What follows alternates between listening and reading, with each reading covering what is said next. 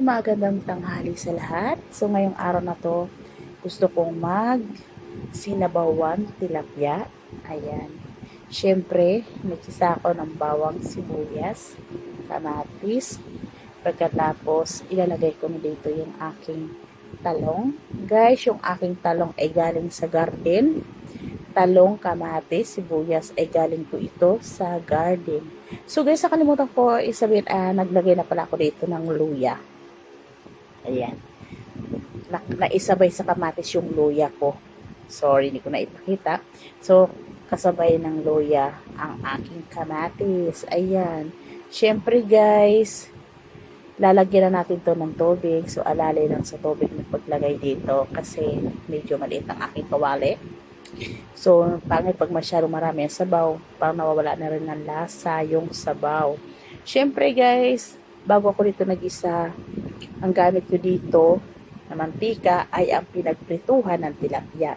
So, mas gusto ko dito guys na gamitin yung pinagprituhan ng tilapia dito kasi mas malasa ang sabaw.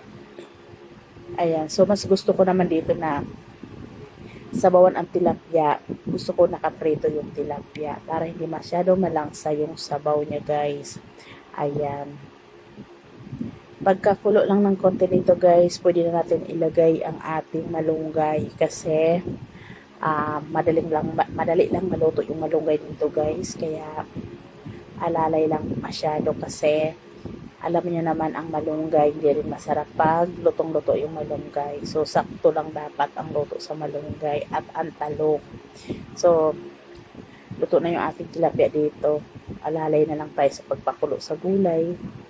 Pangit din pag na-overcook yung gulay at yung isda maaring madurog. Ayan. Maglalagay ako dito ng asin kasi dahil wala akong patis, mag-aasin na lang ako. Yung konting bitchin lang guys. Ayan. Siyempre, hindi masyado tayo maglalagay ng asin dito kasi nga po ay ang tilapia bago ko iprito, naasinan ko na po ito. So, dahil ito guys, nagsabaw ako. Ang kalahati nito sinabawan ko, ang kalahati prito lang. Kasi, depende sa may gusto sa tilapia na gusto prito, may ayaw din sa sinabawan. Ayan, kaya mas gusto ko nakasabaw ang tilapia kasi gusto kong may gup na sabaw kasi mas masarap may sabaw, masustansya at saka hindi ka manghihina. Kasi pag alam mo yun, pag puro dry ang kinakain natin na ulam parang nakapanghina sa katawan guys. So mas ganda ito may sabaw talaga, healthy. Ayan.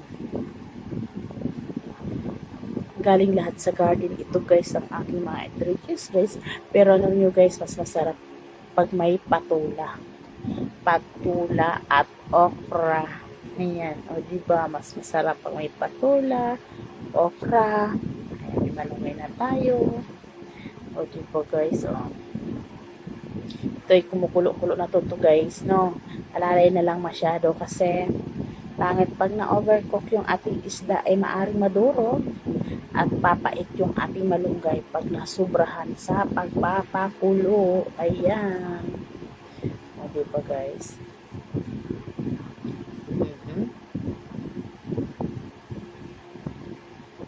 Lalagay natin ito asin. Ayan. O diba? Next, maglalagay tayo dito ng konting bitchin lang guys.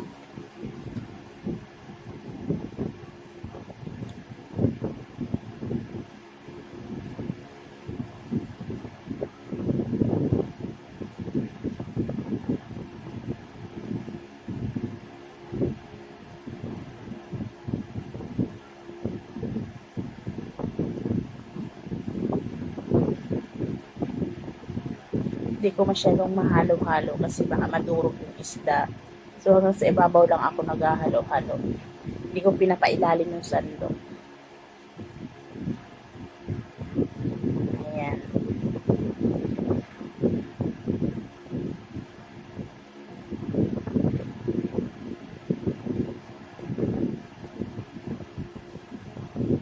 Tikman natin para kung anong lasa. So kulang sa asin, maglagay tayo. O, di ba guys? Ito mga gusto ko mga luto guys sa mga isda, may mga sabaw-sabaw.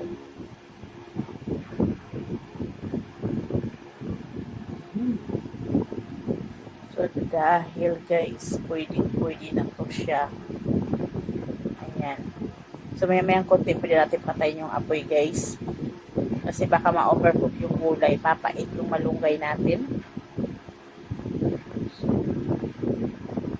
Yan na. Pwede natin patayin to guys. Bakit ma-overcook tayo? Okay na, patay na natin to.